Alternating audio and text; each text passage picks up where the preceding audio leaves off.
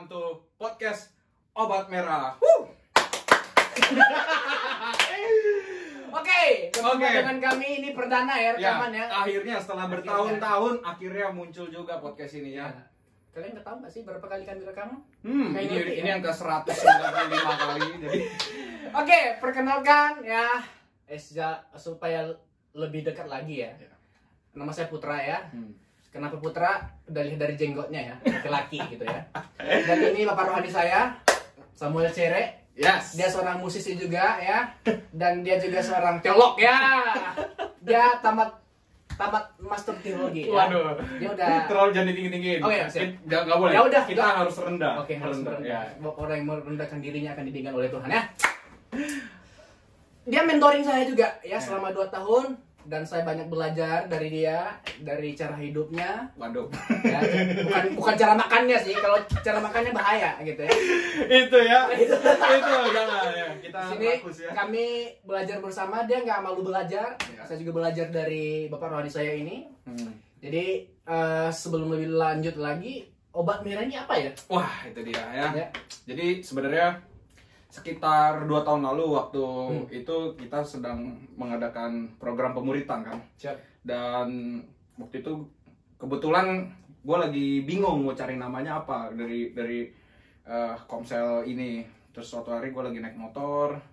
Biasa tuh kalau lagi naik motor dapat inspirasi. Betul. Tiba-tiba dapat apa sih yang lagi terjadi, yang sering terjadi di antara anak muda kan. Gue kebetulan punya hati di anak muda nih.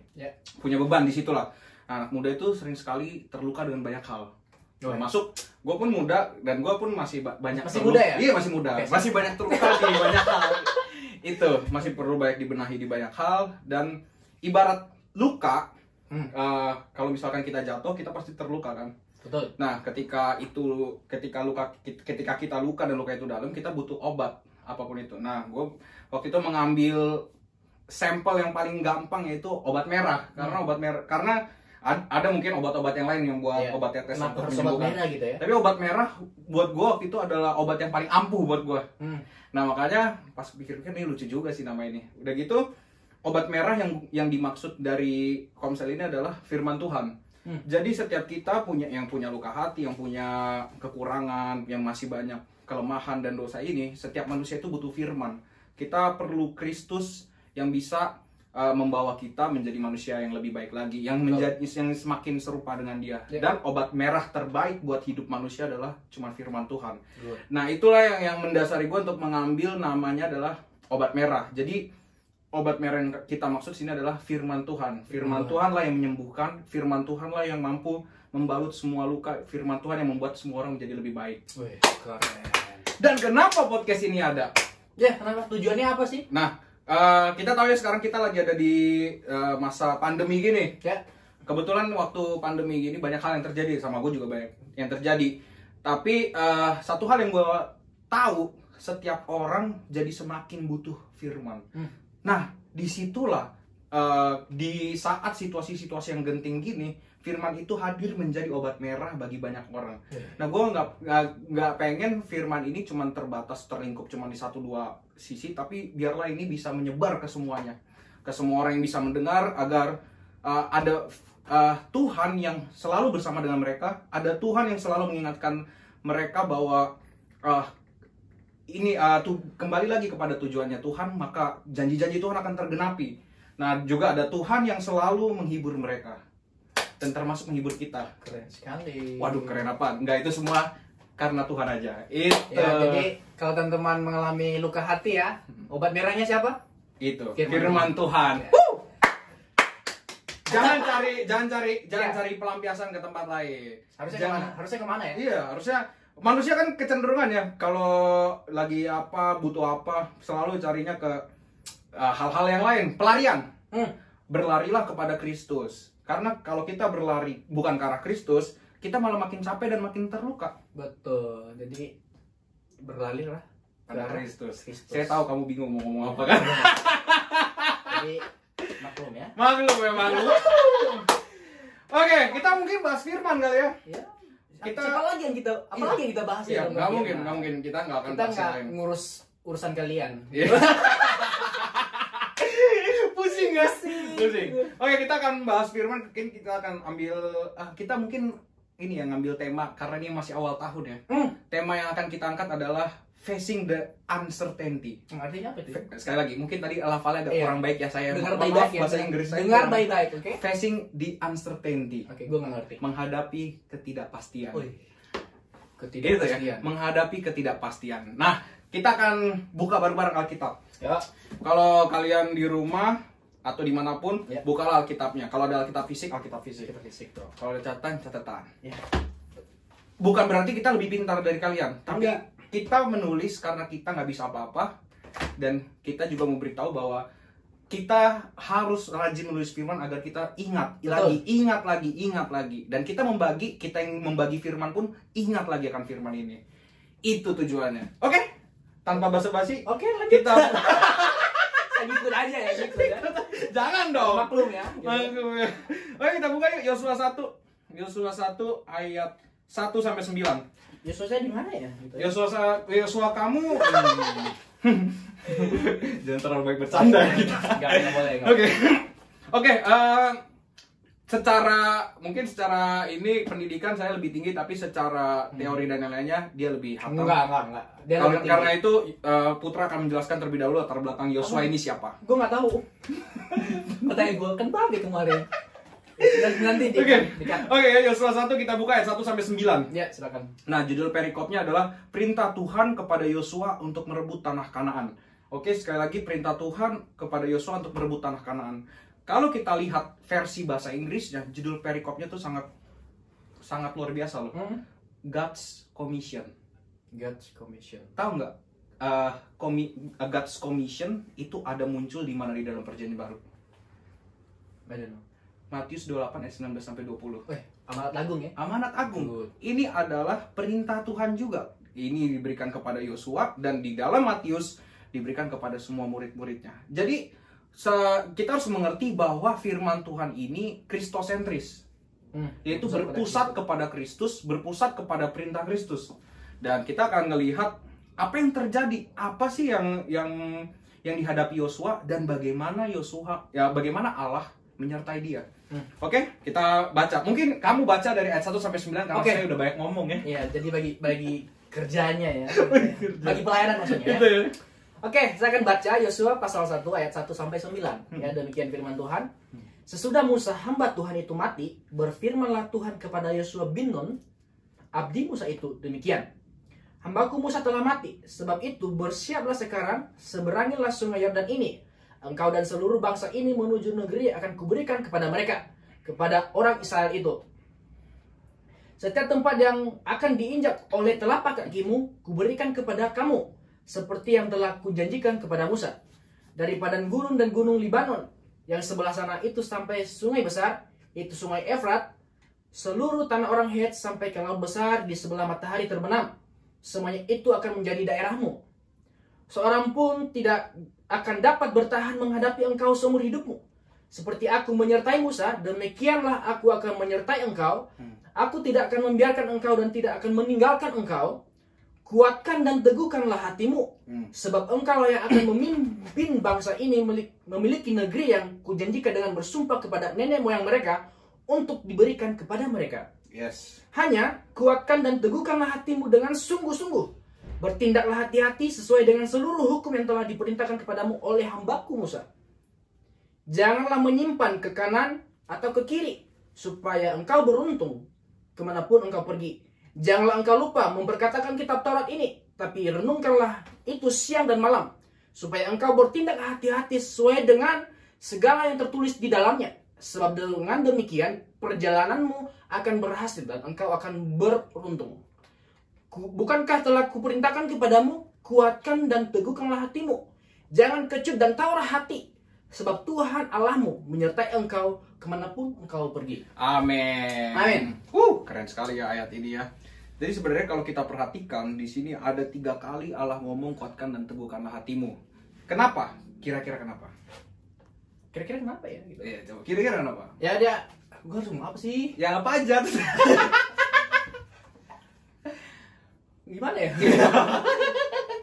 Gue kira-kira karena kenapa sih harus sampai 3 kali ya. Kenapa sampai 3 kali? Tuhan mengatakan kepada Yosua, kuatkan dan teguhkan hatimu. Yang pertama adalah bangsa Israel itu adalah bangsa yang keras kepala. Ya, keras kepala.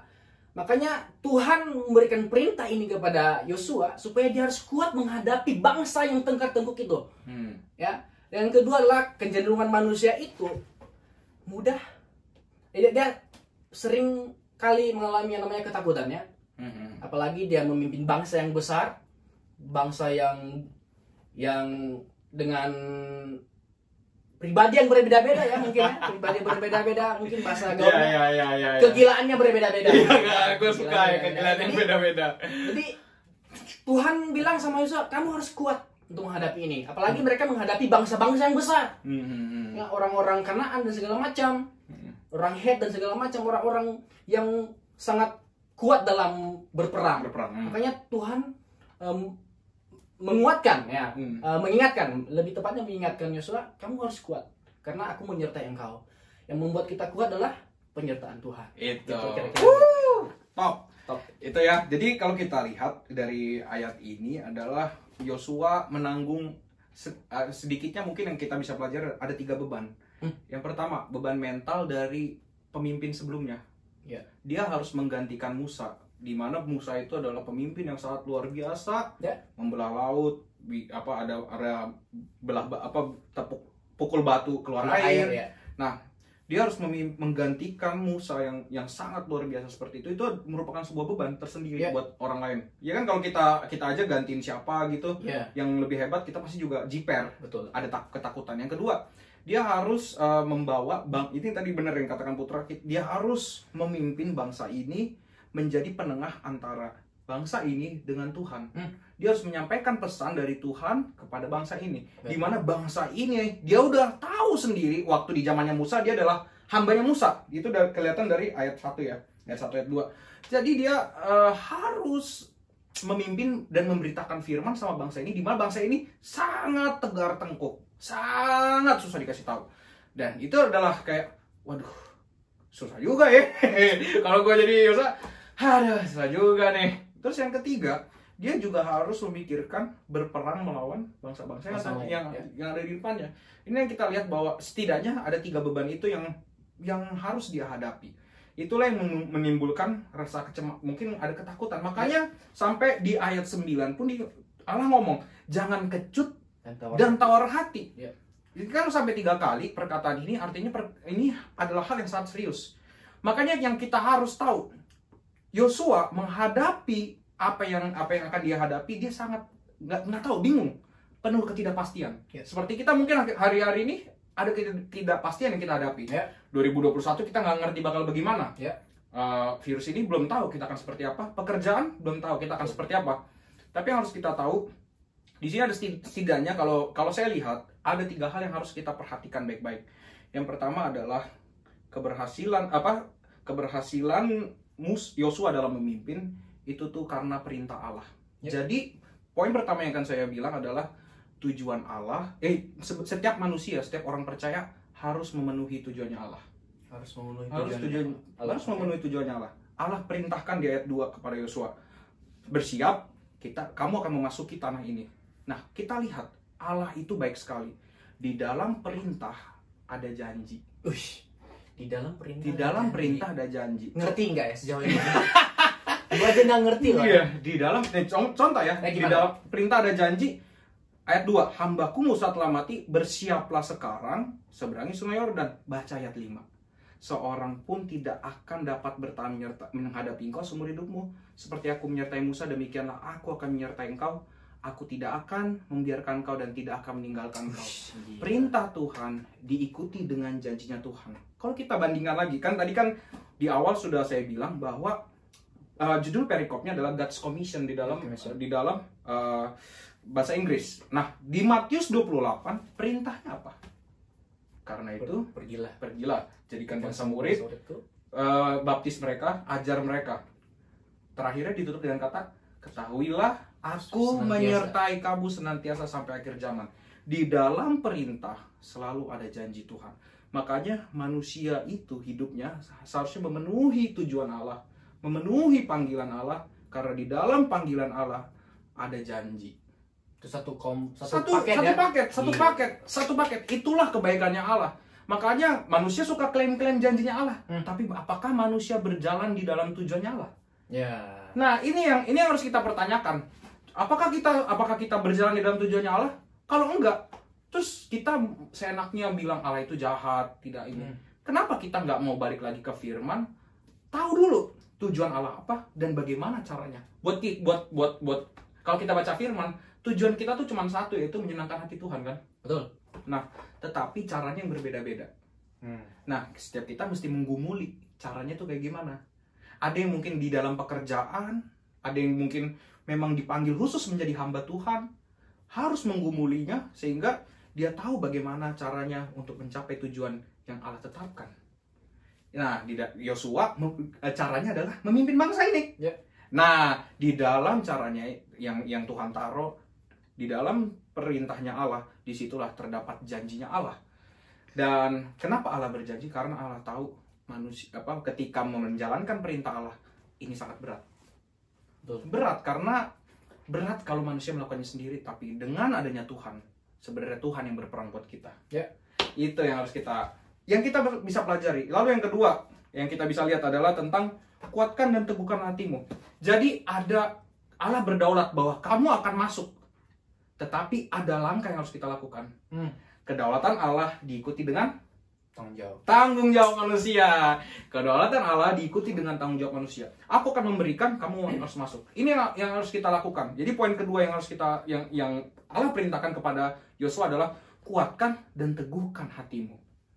Kuatkan dan teguhkan hatimu. Kuatkan dan teguhkan hatimu. Ini yang harus kita perhatikan baik-baik. Kuatkan dan teguhkanlah hati kita. Jangan tawar hati. Lihatlah selalu kepada Tuhan. Ingat kembali kepada tujuannya Allah. Poin pertama tadi.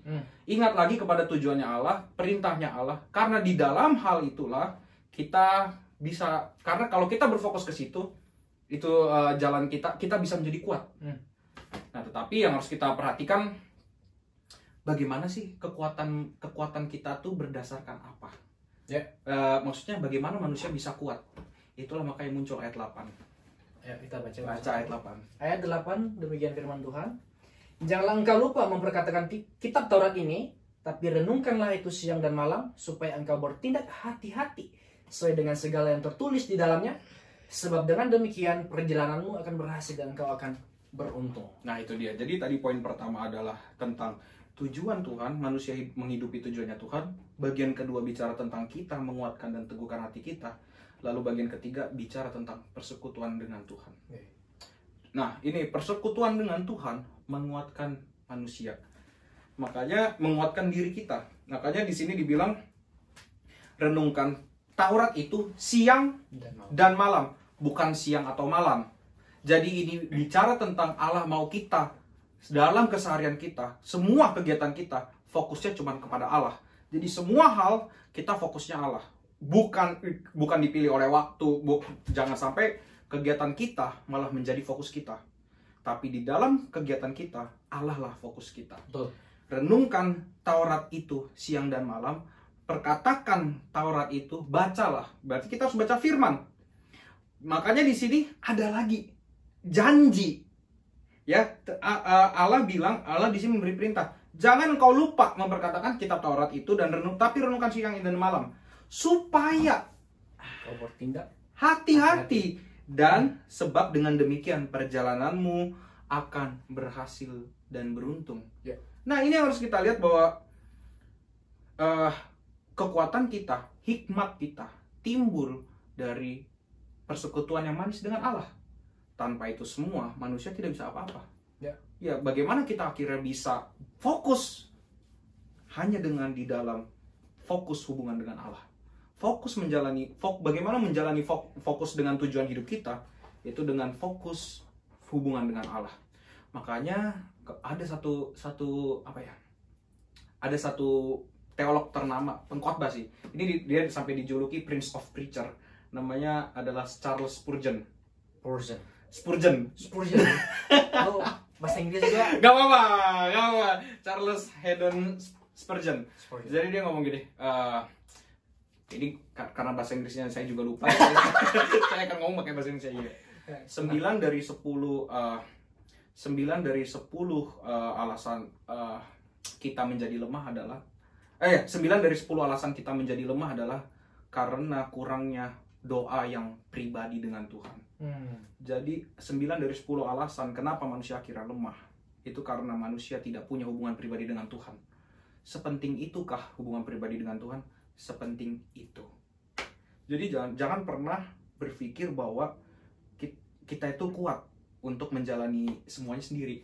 Nah, Charles Spurgeon tadi itu dia menggambarkan doa itu seperti make up. Nah, make up itu wanita ngerti ya, dandan ya, make up, dandan ya, ngerti ya. Jadi kalau orang dandan tujuannya kan mau pergi. Ya. Supaya apa? Diterima. Betul. Supaya percaya diri. Ya. Nah, itulah. Itu kan dia ketika sampai di tujuan dia menjadi diterima, menjadi percaya diri. Doa itu kayak gitu. Jadi kita mempersiapkan diri kita untuk melangkah kepada tujuan itu supaya kita penuh hikmat, supaya kita mampu mengerjakannya.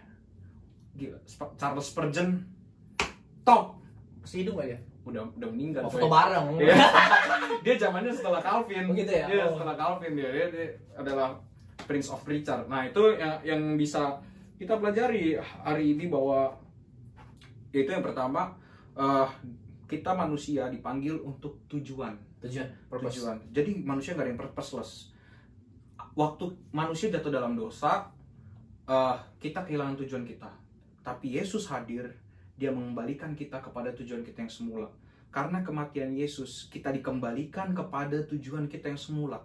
Makanya ketika orang percaya kepada Kristus, dia tahu hidupnya penuh dengan tujuan, yaitu untuk memuliakan Allah. Ya. Kalau manusia tidak bertemu dengan Kristus, tujuannya hanyalah mengejar hal-hal yang duniawi. Kenapa duniawi? Karena dosa membutakan mata rohaninya. Ya. Ini yang terjadi. Dosa mematikan, dosa membutakan mata rohaninya, dia nggak bisa melihat kepada Allah. Tapi orang-orang yang diselamatkan Kristus melihat kepada Allah, dan dia tahu tujuannya adalah pada akhirnya semuanya tentang kita dan Allah. Ya. Itu yang harus kita ngerti. Tujuan.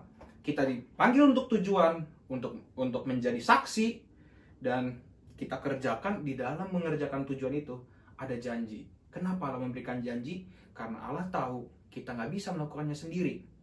Dan makanya ada bagian yang harus kita lakukan, yaitu kuatkan dan teguhkan dulu hati kita, dan kita lakukan. Setelah itu, bangunlah hubungan yang manis dengan Tuhan. Ngerti? Jadi Gimana? sangat luar biasa ya. Jadi dalam menghadapi ketidakpastian ini, kita harus apa ya? Tadi gue tertarik di bagian relasi dengan Tuhan ya. Percaya bahwa dalam menghadapi ketidakpastian tidak ada hal lain selain apa? Melakukan tujuan atau kehendak Bapa itu ya. Yang kedua adalah kuatkan dan teguhkan hatimu. Yang ketiga tadi apa? Hubungan dengan Bapa kita di surga. Jadi jikalau kita mau kuat, jangan lari ke hal-hal yang lain ya. Seperti ke mau ngapain, mabuk mungkin ya, main cewek, maybe yes, maybe no, I don't know gitu ya. Bahasa Inggris bagus. Jadi jikalau kita memiliki ada problem dalam diri kita, teman-teman, saudaraku ya. Jadi sekalipun dia itu orang yang kamu sangat percaya gitu loh. Pertama-tama jangan lari ke dia dulu. Pertama-tama lari kepada siapa? Kepada Tuhan dulu gitu loh. Yes. Ya kebanyakan kita kan, mungkin saya doakan masih belum jomblo semua ya. Jadi ya kebanyakan kita kan lebih curhat kepada orang yang kita percaya, mungkin pacar ya gitu ya. Ya. Pertanyaannya, udahkah kita ngomong sama Bapak kita? Udahkah kita relasi dengan Bapak kita gitu loh. Jadi jikalau kita mau dikuatkan oleh Tuhan, pertama-tama dekat dengan dia. Sebab hanya dia yang memberikan kita kekuatan. Jadi thank you sekali Bapak. The best ya. Gitu. Nah, dari kamu dong. Oh, dari gua ya? Iya, apa yang kamu, bagaimana menghadapi ketidakpastian? Ini sangat sulit ya, kalau Ali Farisi ngomong bahaya. menghadapi ketidakpastian. Saya udah catat, Bos. Jadi Iya. kita ini memberikan makanan yang sehat juga ya. Ya, harus yang sehat. Ya, kita sebab firman Tuhan itu nggak ditafsirkan menurut kehendak manusia, Yes. tapi melalui pimpinan Roh Kudus dalam diri kita, teman-teman. Jadi Makanya kita belajar firman ya. supaya ada namanya prinsip hermeneutik ya. hermeneutik ya, Apa tuh coba prinsipnya? Alkitab menafsirkan Alkitab. Ya, Itu. back to Bible. Back to teman-teman. Jadi Sola scriptura ya. scriptura Gitu. gitu ya. Jadi bukan menambah sih sebenarnya. Tadi semuanya udah bagus sekali. Kamu menilai saya loh. Gue kayak gue sih yes. kayak Anang gitu ya. Jadi dalam menghadapi ketidakpastian pasti ya secara duniawi ya, secara kedagingan kita pasti sangat khawatir.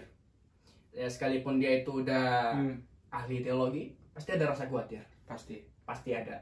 Tapi permasalahannya kita dikalahkan dengan kekhawatiran kita atau kita menang atas itu. Menang atas itu dalam arti apa? Ada yang lebih besar daripada rasa khawatir kita. Itu siapa? Tuhan kita dong. Betul. Ya? Sebab Tuhan kita lebih besar dari masalah kita dan segala macam. Makanya dalam kekristenan itu ketidakpastian itu menurut saya itu bagian dunia sih. Karena ketidakpastian itu menurut saya itu bagi orang-orang dunia yang tidak kenal dengan Tuhan. Ya percayalah bahwa orang Kristen pasti ada pastinya. Pastinya apa? Bukan pasti kaya. Ya. Bukan pasti kaya. Enggak. Tuhan enggak pernah berjanji seperti begitu, teman-teman. Kepastian dalam arti kita pasti selamat. Yes. Asal ada syaratnya dong. Ada dong. Harus ada syaratnya. Ini bahas di sini atau gimana? Oh, nanti ya. Ya, jadi pasti kita ini orang Kristen itu harus pasti, teman-teman ya. Waduh, Ini teolog emang nih. The real teolog. Oh sih. Jadi dalam menghadapi ketidakpastian, ya dikatakan tadi bahwa tujuan ya di dalam perintah Tuhan ada janjinya Tuhan ya. Jadi yang sering nuntut Tuhan untuk menepati janjinya, koreksi diri dulu. Ya. Sadar diri dulu ya, istilahnya gitu. Sudahkah kita udah dalam tujuannya Tuhan? Apakah kita sudah melakukan perintah Tuhan, apakah belum? Jadi jangan nuntut Tuhan ya, kalau kamu belum bisa dituntut oleh Tuhan. Wih, gila, mantul. Jadi gitu, teman-teman. Dalam menghadapi ketidakpastian tuh udah otomatis lah. Kuatkan dan teguhkan hatimu. Ya, kata kuat dalam arti ini adalah kekuatan. Jikalau kita berjalan dengan kekuatan kita sendiri, pasti nggak bisa. Karena kita manusia, pasti ada rasa jenuhnya, pasti ada rasa capeknya, teman-teman ya. Kuatkan dan teguhkan hatimu itu dalam arti apa? Seperti yang dikatakan oleh Bapak Rohani saya tadi, harus merenungkan firman siang dan malam. Itu berbicara apa sebenarnya? Kalau kita yang seperti yang sering dikatakan oleh Bapak Rohani saya, jikalau kita baca firman, berarti Tuhan ngomong sama kita. Dia negur kita, dia bimbing kita, dia mengingatkan kita apa yang harus kita lakukan. Tapi kalau kita berdoa, teman-teman, berarti kita apa yang namanya? Kita ngomong sama Tuhan, kita curhat sama Tuhan. Tapi ingat, sebelum kita melakukan curhat sama Tuhan, pertama-tama dalam praise negosiasi kita harus memuliakan Tuhan dulu. Ya? Makanya di doa Bapa kami yang ada di surga, dikuduskan namamu. Yang pertama-tama adalah menyembah Tuhan dulu. Memuji Tuhan dulu. Jangan langsung, Tuhan aku minta ini, aku minta jodoh. Enggak dong. Jangan begitu. Barbar ya. Barbar. Emang Tuhan seperti apa gitu langsung. Ya. Gue hampir barbar. Ya. Jadi renungkan firman Tuhan ya. Jadi jikalau kita hari ini ya masih ada yang ngerasa lemah, yuk dekat sama Tuhan. Ya, kami juga masih banyak belajar. Banyak belajar, bukan berarti kami ngomong ini kami nggak ada rasa khawatir, pasti ada rasa khawatir. Tapi kembali lagi bahwa kami diingatkan bahwa ada Tuhan yang lebih besar daripada rasa khawatir kita. Yes. Jadi yang selanjutnya adalah merenungkan firman, memperkatakan firman dan mentaati firman. Ya, jadi makanya dikatakan bahwa Bapak Rohan tadi bahwa kedaulatan tidak meniadakan tanggung jawab. Ada bagian kita, ya. Yes. Jadi turuti perintah Tuhan dulu. Pasti dia berikan janji itu. Ya. Jadi kalau kita taat, pasti janjinya itu akan mengikuti. Jadi seperti Adam dan Hawa ada perjanjian ya. Perjanjian kerja, perjanjian. Itu biar lagi ya. Jangan bahas di sini. Porto ya. Porto Evangelium ya. Porto. Oh, itu Porto ya. Beda ya. Jadi teman-temanku, Ada lagi nggak? Udah ya. Udah itu ya. Pokoknya ya itu yang kita bisa bagikan ya. Ya. Jadi podcast Obat Merah ini mungkin kita akan mengadakan seri. Nah, mungkin sebulan sekali atau mungkin Bapak Rohani saya bisa jelaskan nanti kami bahas apa aja ya, gitu. Kita pokoknya selama beberapa setahun ini ya di Komsel pun kita akan membahas bagaimana caranya kita deeper in love ya. Deeper in love. Lebih dalam lagi di dalam kasih. Ya, bagaimana mencintai Tuhan lebih dalam lagi, mencintai sesama lebih dalam lagi. Seperti yang tertulis di Matius 22 ayat 37 sampai 40 ya. Apa coba? Enggak tahu. Kasihilah Tuhan Allahmu. Oh, gitu. Hati, jiwa, akal budi dan kasihilah sesama manusia seperti dirimu sendiri. Nah, itu yang jadi kita akan belajar mengenai bagaimana mengenal Tuhan, bagaimana mengenal diri kita dan bagaimana kita bisa mengasihi sesama. Itu akan kita bahas selanjutnya. Iya, kita akan bahas selanjutnya. Jadi ya enjoy ya, santai. Nikmati firman, nikmati hubungan dengan Tuhan. Kalau ada pertanyaan bisa langsung DM aja ya, bisa langsung DM. Samuel Cherry Evin namanya. Enggak Samuel Evin. Putra Halawa atau Putra Halawa. Saya jangan. Ya. kita akan sebisa mungkin menjawab pertanyaannya, tapi satu hal yang pasti biarlah lebih daripada semuanya biarlah kita belajar firman untuk bisa menikmati firman dan bisa untuk melakukan firman di dalam kehidupan kita. Jangan sampai firman mati hanya di ranah pikiran. Tapi firman ada supaya kita menjadi hidup dan menghidupi firman. Itu yang harus kita pahami dari hari ke hari. Oke, akhirnya sampai juga di penghujung acara podcast pertama ini. Thank you semuanya yang udah nonton. Tuhan berkati dan juga bisa follow Instagram kita ya. Ada nanti di sini. Kok promosi ya? Kamu mau terkenal? Enggak sih, gue nggak mau dikenal. Kita beritakan Kristus. Biarlah Kristus yang dikenal melalui diri saya. Itu ya. Kalau ada yang kurang-kurang, bercanda yang kurang masuk gaya kita, karena kebetulan di podcast pertama kita kebetulan agak sangat gugup. Ya, saya ini sudah sampai 19 kali kita ulang ya. Kru kita belakang ya, aman ya. Oke, thank you semuanya ya. God bless. Tadi kita belum buka dengan doa ya. Kita sekarang tutup dengan doa. Mari kita berdoa, silakan Putra. Harusnya Bapak Rohani dulu dong. Yaudah ya, kita berdoa. Kami bersyukur Tuhan kalau kami boleh menikmati firman-Mu, kami boleh belajar lagi tentang firman-Mu. Tuhan, biarlah kami di tahun ini Tuhan lebih dalam lagi mengenal Engkau, lebih dalam lagi mengenal apa yang Tuhan telah taruh di dalam hidup kami melalui firman-Mu, sehingga kami belajar lagi firman-Mu dan terus melakukan firman-Mu dan terus membagi firman-Mu Tuhan. Tuhan, tolong kami Tuhan di dalam setiap langkah kami. Kami percaya di dalam perintah-Mu ada janji-Mu. Untuk itu Tuhan, lebih dari segalanya kami pengen melakukan perintah-Mu lebih lagi Tuhan. Terima kasih Bapa, berkati yang menonton, berkati kami Tuhan. Biarlah Tuhan yang selalu menuntun hidup kami, dan biarlah kami terus mau dibimbing dan diarahkan oleh-Mu. Dalam nama Yesus kami berdoa dan mengucap syukur. Haleluya. Amin. Amin. God bless you all. See you next.